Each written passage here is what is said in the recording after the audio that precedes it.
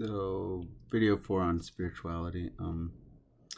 It's honestly a tricky topic to talk about, but spirituality is so different for each of us.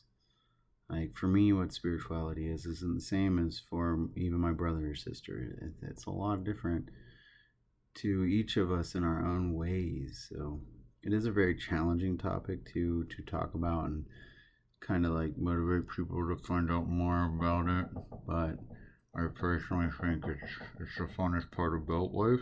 Even though it's like silly stuff like this, it's way more fun, and it really enhances life. It adds more to our lives in ways that it's almost like a fantasy land. Like it's like you got accepted into Hogwarts, or you're Zeus's son, and now you can fight gods and everything like that. But a lot of that is like, it's in our imagination. But, that's the most beautiful thing we really have is our imagination, in my opinion. And that's where, like, a lot of us are dreamers. And then a lot of us are very realistic because we live in reality. I'm honestly a bit of the realistic side. That's why I love science. Because science really shows the world that was created and the world that we live in, and it's rock solid. You know what I mean? You can't break the laws of physics. They're pretty awesome. So, and the few things that do go outside the laws of physics, it's like we're not even sure how they do that. So it's really cool. Same with there's different creatures around the world that function in ways we don't know. I have a sister-in-law or not sister-in-law. She's my cousin's wife, but she's a marine biologist, and she studies fish that live in areas where there's like no oxygen. So it's like, how's this fish even live there with no oxygen? And it's living fine, active, happy lifestyle. So there's something going on there that we're not aware of. And there's plenty of places in life and in this world that we can very clearly see that there's cool stuff going on that we don't know what it is. We don't quite see it and understand it yet. But at the same time, the longer we are around as human beings and the longer we progress in science and education and economics and just society in general, the more and more like things get revealed and answers get found, and it's really cool stuff, in my opinion. It really makes me wonder what my kids, when they're my age, what the world's going to look like to them, what they're going to understand, what's going to be learned by the time they hit 40 when they're only 11 and 9. So it's really, I mean, in my opinion, that's the cool stuff of life is how life changes and grows. And it's not the same as it was 100 years ago, and in 100 years it won't be the same as now. And I like thinking about stuff like that. Like it keeps my mind young. It keeps me entertained highly, especially because I really am an adult child. Women say it's adult man child. Yeah, I very much am. But I do cherish being responsible. I do cherish being there for my family and my loved ones in very large ways. So, and really to be able to enjoy the full aspects of spirituality, the full what it really is, it is finding that balance of being a dreamer and being realistic and finding ways to achieve your dreams. And sometimes you have to take risks, you have to take chances. No risks, no reward. Like, some of that's true, even with a gamble. Even if you're betting on a sure win, it's still a gamble, because you never really know what'll happen. So, and that's where for me it's faith. For other people, it's other things.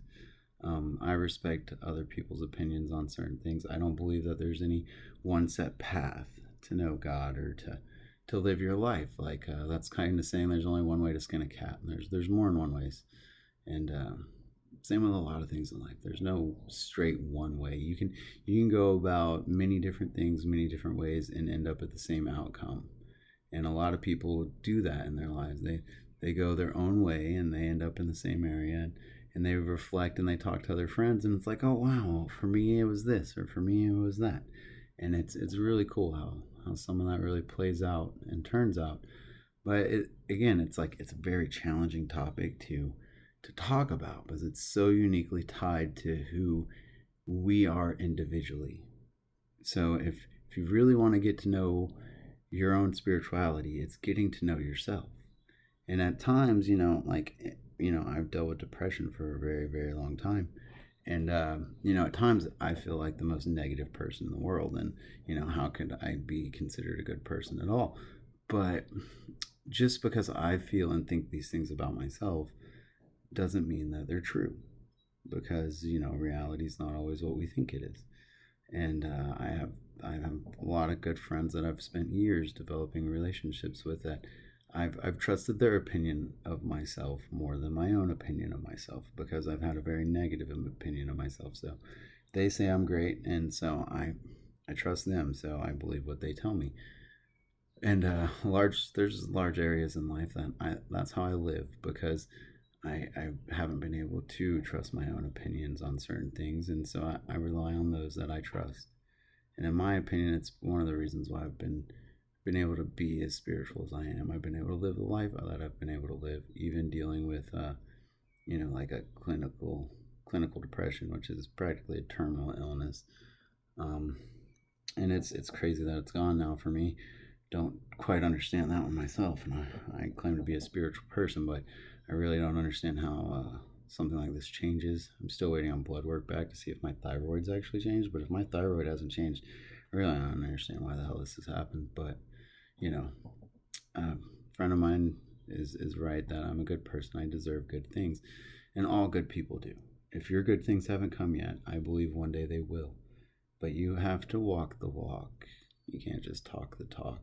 You got to live it out. You got to, forgive people. You got to love people. You got to move on. And then same with be there to support them and stand accountable when you make mistakes. There's nothing wrong with standing accountable. If anything, it helps you mature. It helps you be more of a compassionate person and think more before you act or do things because you understand that, no, if I screw this up, I'm going to be here having to fix this. So some of that stuff is just part of principles and morals and all that junk. And personally, I've never been a big believer in all that crap. As it's like, you can't fill your belly up on principles.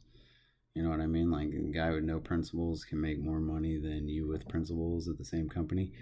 So some of that it's very pick and choose. But in my opinion, though, if you're gonna live life, living it the way you believe it should be lived, the right way you feel in your heart, that's your truth. That's your reality. That is it. We all live in our own little world in the largest sense because we all have different opinions on what life is and what reality is. And to me, it's like the multiverse because all of us are kind of in our own worlds, running around doing our own things, but we all live in the same world. It's very, very cool, complex stuff, really, especially seeing how we're all so uniquely different from one another. Even our voices, eye color, everything.